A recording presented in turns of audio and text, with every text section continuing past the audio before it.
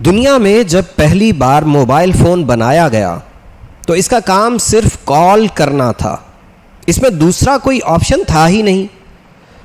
بعد میں اس میں SMS شامل کیا گیا، پھر انٹرنیٹ، پھر دنیا کی ہر چیز ہی کو موبائل فون میں شفٹ کر دیا گیا۔ آج دنیا کا شاید ہی کوئی ایسا کام ہو جو موبائل فون سے نہ لیا جا رہا ہو، لیکن یاد رکھیے، ہم گیم کھیل رہے ہوں، فلم دیکھ رہے ہوں، انٹرنیٹ سرفنگ کر رہے ہوں، ویڈیو بنا رہے ہوں، الغرض کتنے ہی کام کیوں نہ کر رہے ہوں، موبائل فون آج بھی اپنا اصل کام نہیں بھولا۔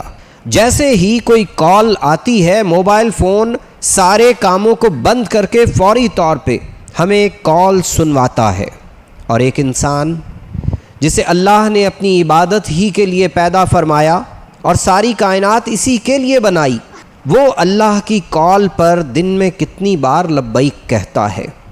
اب تو نوبت یہ آن پہنچی ہے کہ اللہ کی کال پر جانا تو دور، اب تو اذان کی اس آواز پہ ہم اپنی گفتگو روکنا بھی مناسب نہیں سمجھتے۔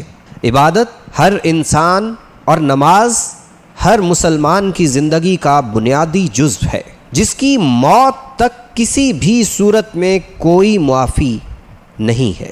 ہمیں یہ سوچنے کی ضرورت ہے کہ کیا ہمارا بنایا ہوا موبائل فون ہم سے بہتر ہے، اور ہم اشرف المخلوقات ہونے کے باوجود اپنے کام کو بھلا بیٹھے ہیں، جبکہ اس نے اپنے بنیادی کام کو کبھی نہیں بھلایا۔ ہمیں یہ سوچنے کی ضرورت ہے کہ دن میں کتنی بار ہمیں اللہ کی کال موصول ہوتی ہے، لیکن ہم اس پہ توجہ نہیں کرتے۔ موبائل پہ جب بھی کوئی کال آتی ہے، وہ اپنے مالک تک اس کو ضرور پہنچاتا ہے۔ اس کا مطلب یہ کہ اشرف المخلوقات کا درجہ ایک چھوٹی سی مشین سے گر گیا ہے۔ ذرا سوچئے۔